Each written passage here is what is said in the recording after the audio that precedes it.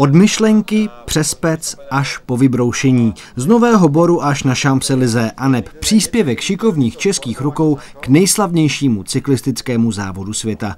Už 4 roky se vítěz Tour de France mazlí s trofejí, která do Paříže míří z novoborské sklárny.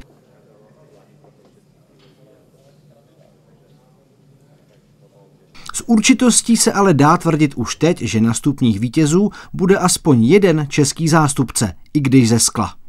Jedná sa už dneska o 11. túr, kedy Škoda Auto ako jeden z hlavných partnerov tohoto závodu sa na tom závode podieľa a zhruba pred 4 rokmi sme mali myšlienku, aby sme vytvorili niečo, čo tí víťazi dostanú, aby to bolo niečo špeciálne, aby sa naozaj jednalo o to, že to bude špeciálna trofej, bude to niečo veľmi významné pre nich. A tam sme začali premýšľať nad tým, čo asi by to malo byť a vôbec začali sme premýšľať, z akého materiálu by tá trofej mala byť.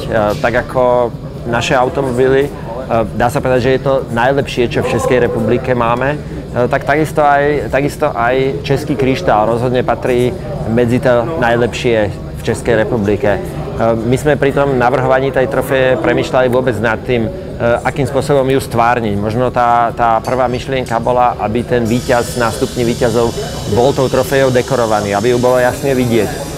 To znamená, práve odtiaľ potom pochádza ten taký prísne vertikálny tvar tej trofeje.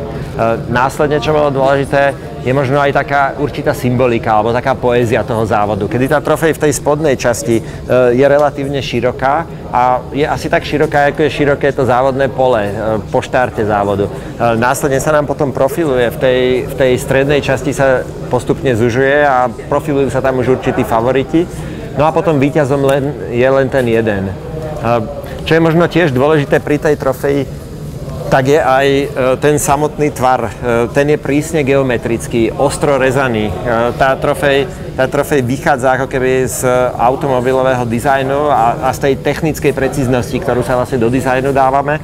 A to isté sa snažíme preniesť práve do toho skla, takže tie ostré línie, ostro rezané, veľmi dynamické tvary tej trofeje ako takej. Ja som od začiatku tej tvorby tých trofejí mal, dá sa povedať, úplne 100% voľnosť. Ten tvar, ktorý vznikol, dá sa povedať, na základe tej našej štilistiky, vznikol na základe diskusí so šéfdizajnerom, s Jozefom Kabaňom, kedy sme práve o tom diskutovali, ako asi by tá trofej mala vyzerať, akým smerom by sa mala uberať. A dá sa povedať, tým, že sme vytvorili ten samotný ikonický tvar tej trofeje, tak sme si tie ruky možno trošičku aj tak zviazali, kedy dnes sa ho snažíme práve kvôli tej rozpoznateľnosti tej trofeje, sa snažíme ten základný tvar držať. A naozaj potom opäť tá voľnosť tá sa odohráva už v tom samotnom dekore a už v podstate s tou samotnou hrou s tým sklom.